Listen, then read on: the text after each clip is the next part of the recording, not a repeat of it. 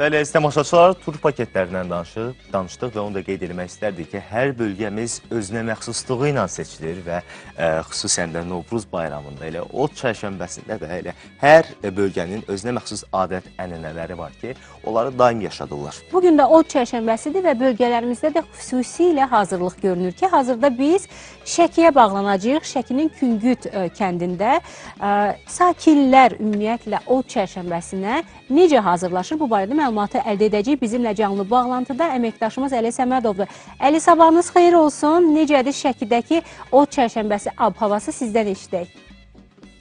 Bugün xalqımız Novruzun ikinci çərşənbəsini, Ot çərşənbəsini qeyd edir.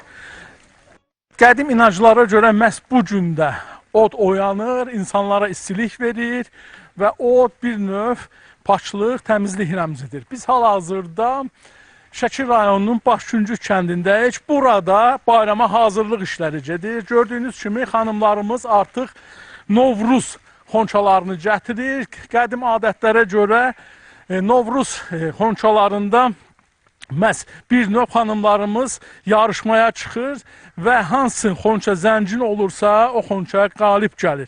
Gördüyünüz kimi artıq burada əsl bayram ab-havası yaşanır, hazırlıq işləri gedir.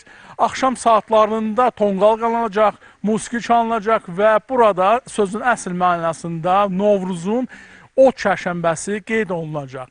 Qeyd etmək lazımdır ki, ot inancı Azərbaycanda min illərdir. Məhz təsadüfi deyil ki, Azərbaycana odlar yurdu deyilir və Azərbaycanda Atəşgah məbədində də məhz bu inancla bağlı min illərdir ki, od sönmür və insanlar bu inancı oradan götürüblər.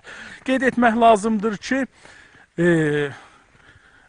Şəkidə Novruz ənənəsi, Novruz bayramının ənənələri qədimdəndir.